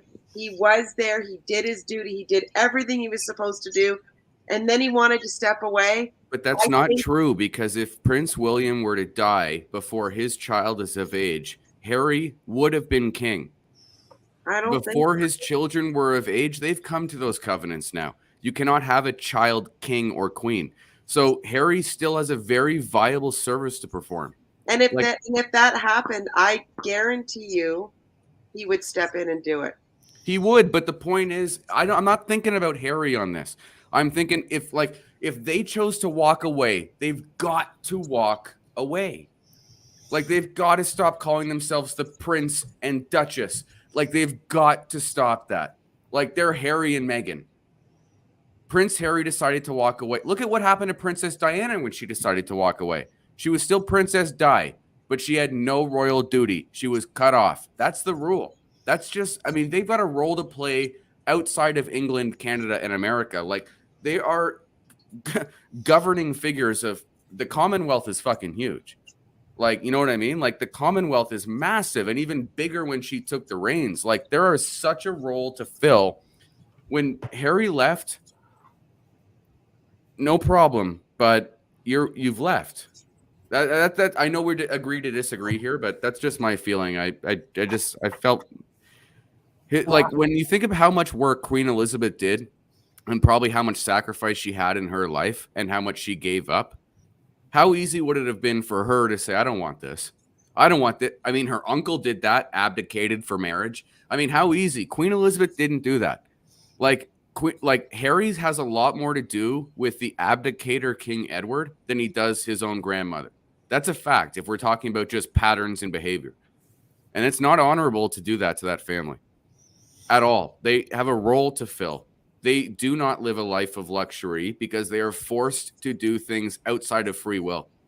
And he chose to live based on free will, which I understand as a person, as an entrepreneur. I mean, I would do that 100%. But he gave it up. You can't have it both ways. That's my one thing is you can't have it both ways. You're either part of it or you're not. It's not easy.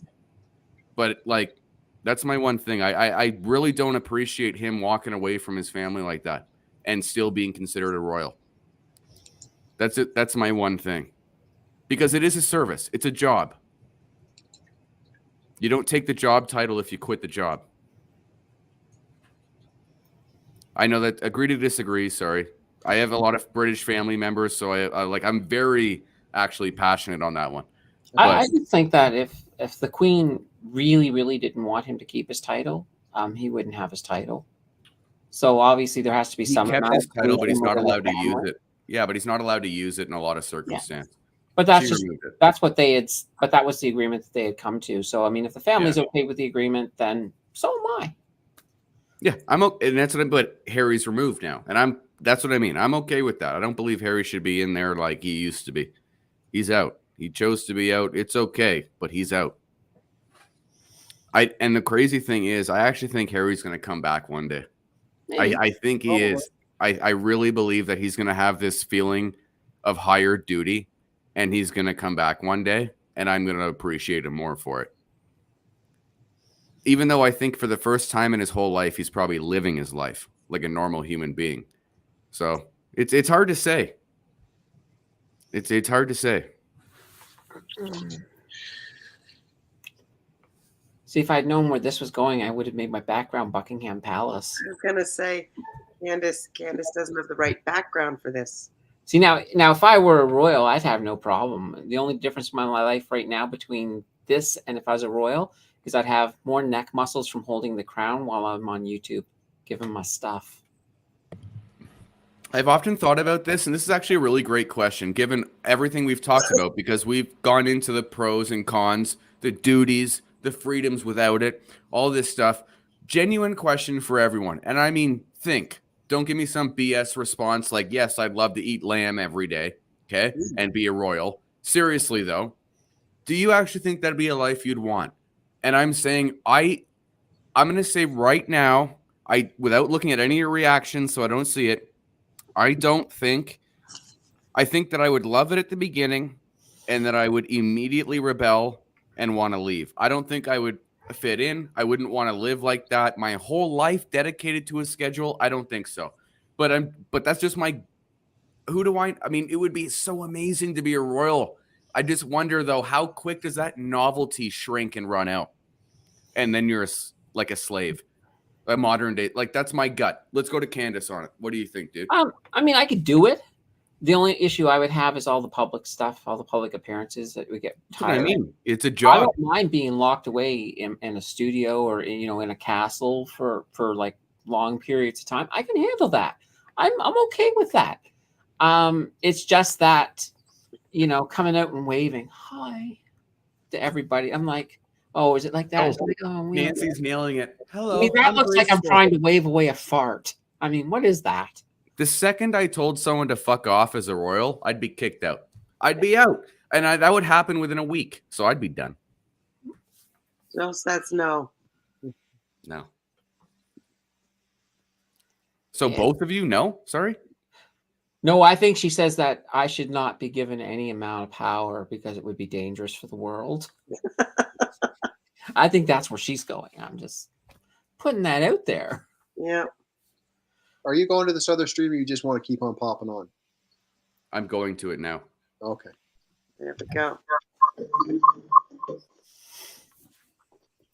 So, what about you two? Royalty? Yes, no, maybe. No, No. No. Not for me. No. I mean, it's interesting when you even when I was on set for 12 or 14 hours a day, your life is controlled. So if I equivalent that to and that is so light, that's not even in the same ballpark, but it's still having control, someone controlling your moves, for the most part. It's no, I couldn't. They don't. But here's the thing: they don't know any different. They're given a little pill at birth. Well, that's the thing, and that's And this is honor, and this is duty, and this is what your legacy is, and this is what your heritage is, and this is what we do as a Windsor. I think though people assuming that that's an easy life are totally wrong. Like that would be probably one of the most miserable. Like it would be fantastic to not have to worry about money, but then like their worries No, but are. I go to all of these. I'm at all these trade shows all the time, and all these food shows and all this stuff. And all I do is talk. And I'm meeting a whole slew of people I don't know most of the time. I get to know some over and over, and I have fun chatting with them. But making small talk and meeting strangers all the time, continuously, it's hard and it wears you out. Like I'm exhausted. So I cannot even imagine them going through crowds and crowds and crowds and crowds of people all the time and shaking hands and sitting next to people they don't know, people who've paid money to be there and, to just talk to them. It would be difficult. Yeah, absolutely. Now, I mean, It if is you were a medieval king or queen, that would be a lot easier because they'll come in a steady line, and then you'll be like, "Oh, so you stole that guy's hen off with his hand and send him away." No, but Did really, you historical fiction stuff like about what the times were like back then? Well, no, the times were a lot Everybody rougher. was so paranoid about each other and paranoid about like everybody was just paranoid all the time. Yeah, but you know what? In a way, we're kind of repeating that now. I mean, people are very paranoid nowadays because it's like, especially with language, like you say the wrong thing and you'll have everybody up in shackles very quickly. So it's kind of an interesting way that society sort of changes, and we go through sort of cycles like that. Well, you know what we're not considering as well? The fact that conservatives usually want to maintain the monarchy a little bit, in Canada at least, and liberals don't. But we're about to fade to probably a conservative government right around the same time that the Queen of England is going to die. And it's going to be pretty interesting to see what happens to the country when you have a borderline nationalist like Pierre Poilievre, who's if a conservative wins, it'll be him who wins, right? So it'll be interesting to see where the monarchy goes, because, like, in my opinion, like the honor in the monarchy dies with Queen Elizabeth. I don't even feel honor with William, and I mean that. Like, I don't even feel it with William. The funny thing is, the only person I could see as king is Harry, and he's the one who fucking left. And it's like, that's why I'm so because he's the only one who seemed like a real human being. You know what I mean? And it's the weirdest thing is when Queen Elizabeth goes, I don't know where the monarchy goes because Charles is a douche. And I don't like what he did to his first wife. And it's bad if you've ever seen The Crown. I know that's fictional or whatever, right? But I mean, it's just devastating. The documentaries are brutal. But the only person who had any sort of humanity, Harry, left for humanity. It's kind of ironic. You know what I mean? Like he left to seek out his own humanity, and he was the only one who could have saved it because he had humanity. It was the weirdest thing. And that's why I'm like so disappointed with Harry, because that cat was inspiring as a royal. Like if that cat came around, you were happy. He's the Invictus Games. He's a freaking soldier. His brother's a pilot. They fought. I saw videos of Harry in Afghanistan where he's doing interviews. Off goes the alarms because they're being bombed. Harry throws all of his shit at the camera. And I mean, throws all of it, inadvertently. Okay. But he gets up and he's booking it to his freaking helicopter, whatever he's doing. And it's just like, that guy was a friggin' hero. That guy was honorable. And it just sucks that we lost the one guy who reminded us maybe of Lady Diana. That's maybe my only thing is like Lady Diana was who everyone loved, but Lady Di died when Prince Harry left. She really died when Prince Harry decided to go.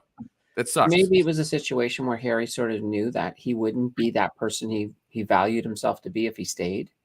Oh, it's just, but that's where we get into duty versus your own personal, I'm going to say selfishness, but there's nothing wrong with that selfishness. He wants to live his life, right? But it's just, I really believe the world could have benefited from Harry. Mind you, he would have sacrificed his whole life to duty. So that's the only, I always kind of, I'm of two sides when people call out the royals because I don't think it would be fun. No. I would suck. I'd get fired. Yeah. Anyways, well, and Jordan just left a nice comment in the, he said there's a reason a lot of countries are asking separate from the monarchy rule. There will never be a royal that sits long enough to accomplish what Queen Elizabeth did. 70 plus years will never happen again. Well, do you know how I know that Queen Elizabeth transcends all boundaries? Is because when the presidents of the United States only barely acknowledge, sometimes world leaders barely acknowledge, okay, British royal family. Queen Elizabeth, though, has the respect of every world leader, period. Right down to Kim Jong-un writing her a letter because she's sick from COVID. Like, and I mean that. It's like, that's another level of community. Like, when people think about someone who truly is almost Earth's mother, I hate to say it because I don't believe in world government, but she's borderline there. She's borderline there. Yeah. Well, this has been an interesting twist. I don't even know if we talked about the discussion that I thought we would talk about tonight, but I'm going to assume you did. And Probably. I think we'll... I doubt we did, but that's fine. That's it. We didn't talk about how I think there's going to be rations and stuff. No rations came up. Well, Are maybe you that. pooched, or do you have 10 seconds to describe your ration theory? Well, Just tell Tim to put a cream on it, and those rations will go away. Yes. Well, I'm not sure if cream will be on ration too.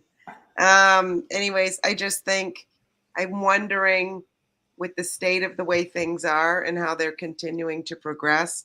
I'm really wondering if by fall we will see some, I don't know. I was joking about it with some people today, joking, but not joking about it at the food show today with some of the vendors and saying, are we going to be going up like we did in the 40s with our little cup, holding it out going, can I please have a cup of sugar? Like, are we going there? Because it feels like we are. So don't know. It's not good.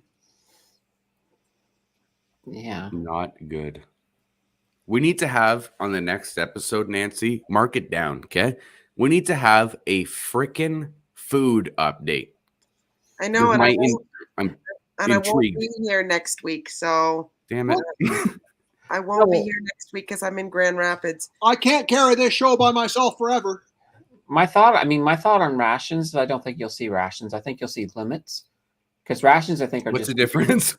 well, no, a limit is like, you can buy Toilet paper. one meat item, one. Okay, well, okay, hold on. You're thinking, okay, you're getting too technical on the definition of a ration as if we're living in the dirty 30s. Rationing, limiting, borderline the same thing in 2022. Is that fair to say? Well, they did it in the pandemic. Rationing in They did Canada. Nova Scotia.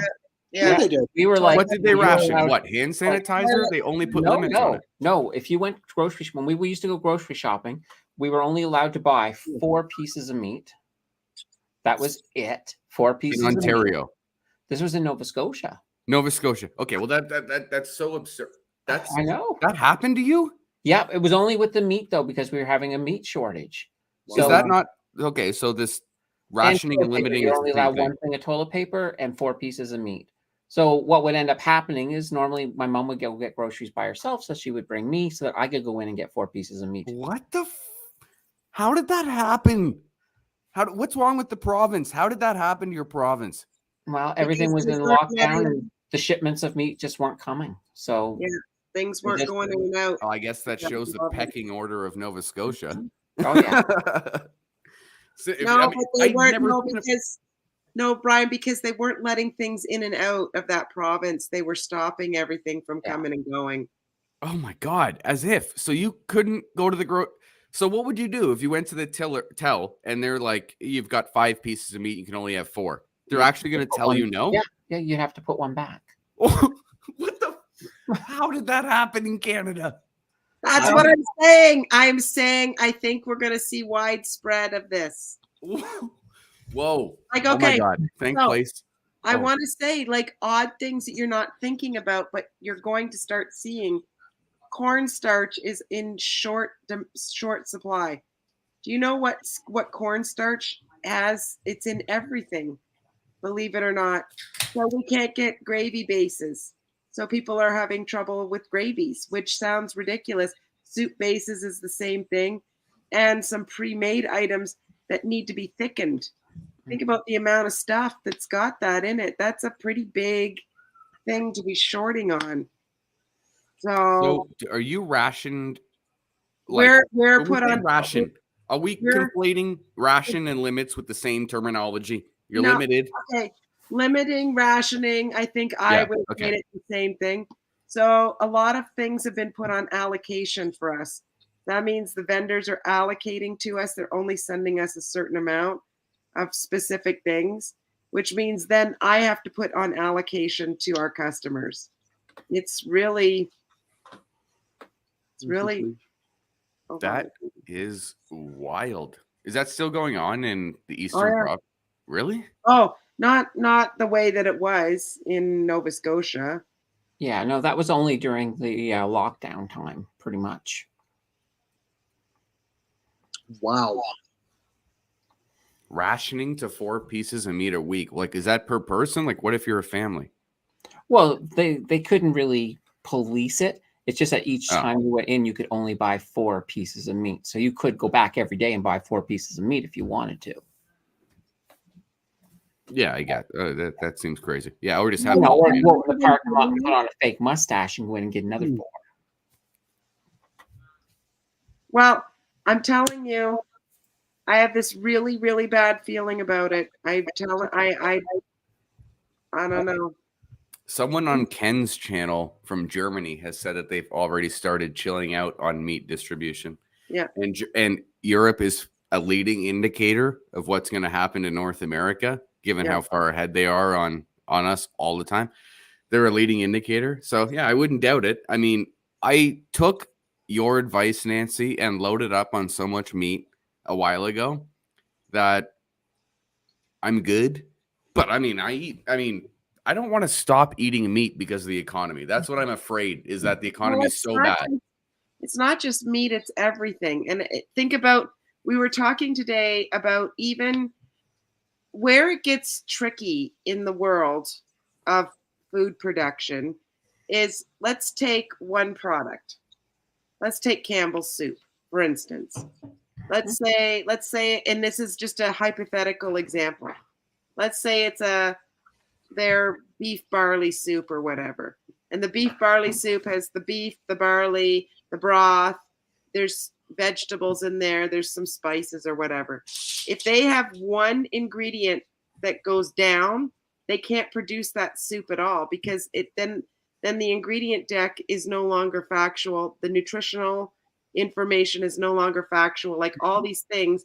So they could reproduce the soup, but they would have to do all new labeling to cover off the ingredients, to cover off the nutritionals. Then it would have to go and be listed at everywhere. And then the stock would have to be brought in. So these are real life problems that we are seeing like all the time. And I was talking to, like, Maple Leaf was at our event today, and they were talking about, they were down on turkey burgers. Again, they were missing one spice, and they couldn't produce the turkey burgers. Then previous to that, they couldn't produce the chicken pot pies, the Schneider's chicken pot pies. Those are very popular in healthcare, but they're popular in the grocery store too. But they were down in the pastry, couldn't get the main ingredient to make the pastry. And it goes on and on and on and on and on. Now they're talking about another aluminum foil shortage. And I have a girlfriend whose son works at Pepsi, and he did a big promo for Sobeys across, not Pepsi, it's with the other guy, Coke. Big promo across a whole bunch of chains, and Coke couldn't deliver more than one flavor for this promo because they can't produce it. Yeah, we're in a whole heap and pile of mess. It's weird because I don't think the average person understands what's going on, but no, and I keep going. We still don't know the fallout of the Ukraine war, because I say it, and I say it every single week. I am so worried about this, because if they exported a third of the world's wheat consumption, that they're not producing any wheat. So a third is gone, and their own country isn't going to have food to eat. Think about this.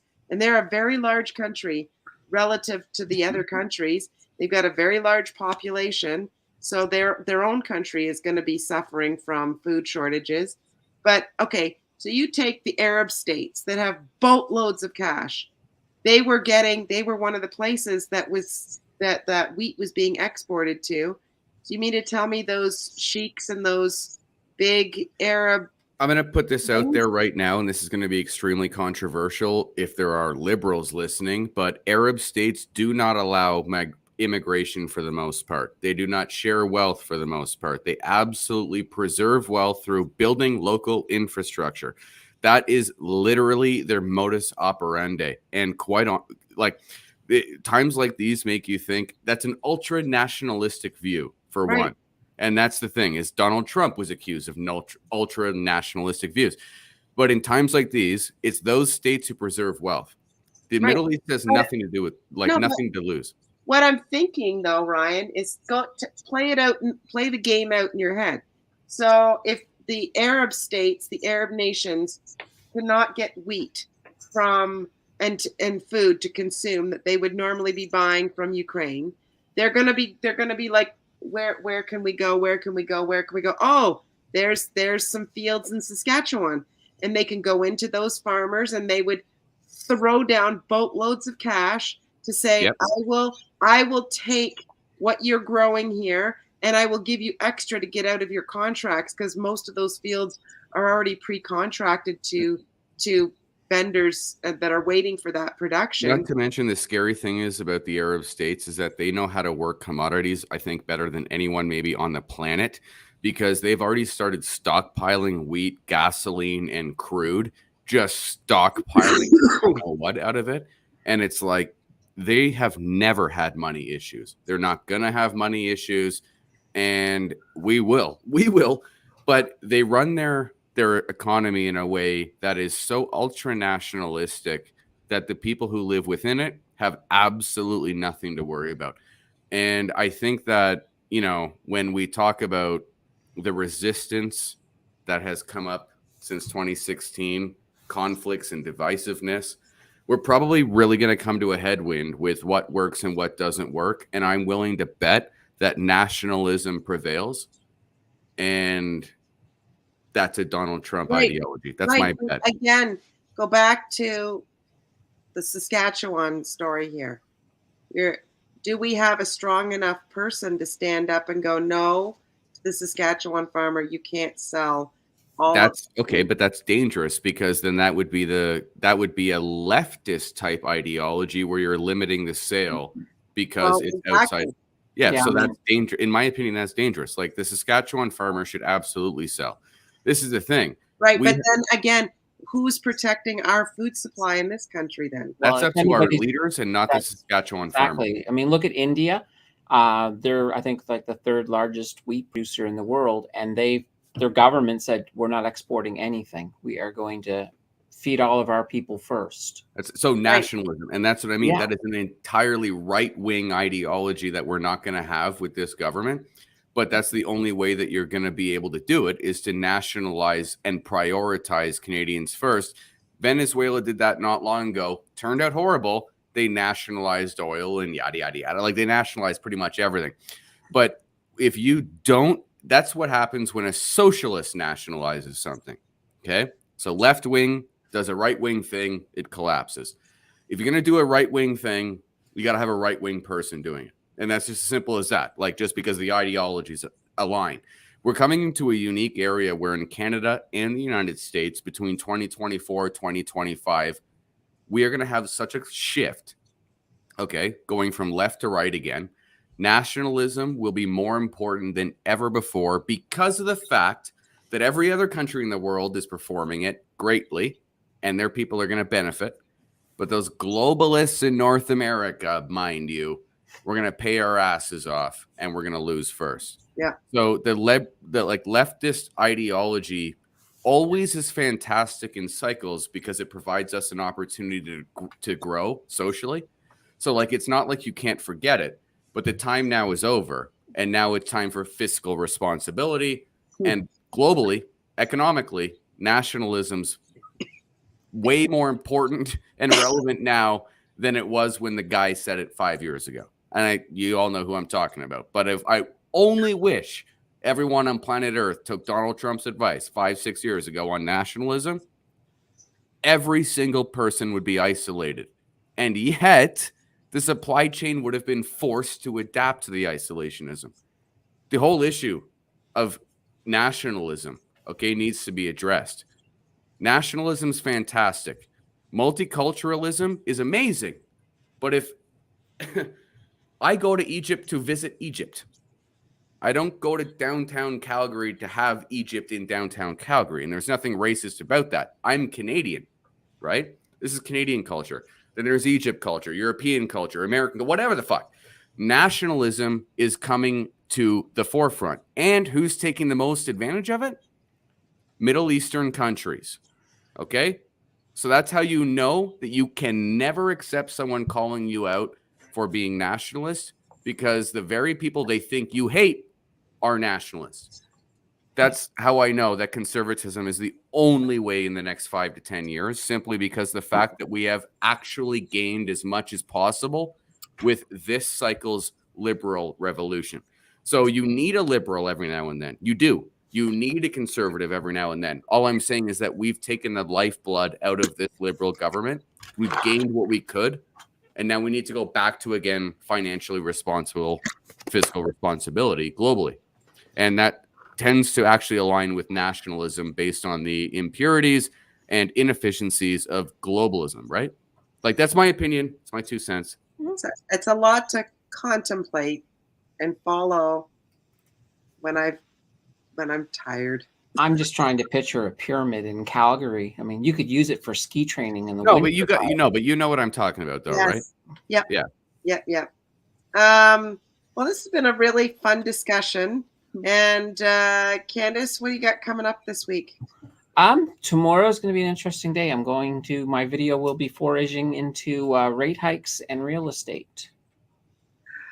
That's very poignant topic. Yeah.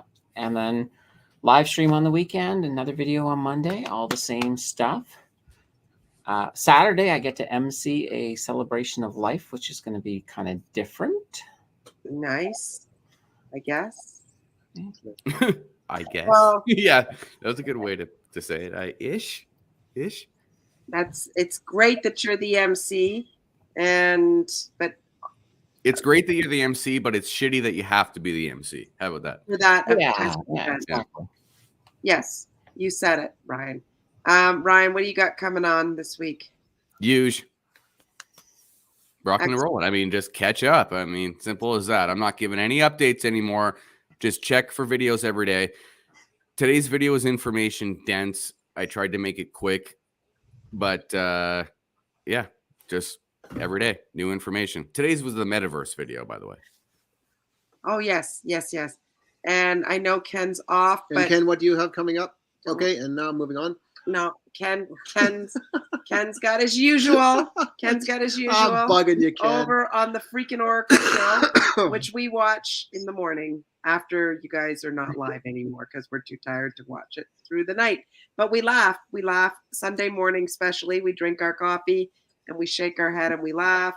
Anyways, I think this week they're going to be yodeling over there or something like that, or I could be wrong. My goodness gracious! I don't know.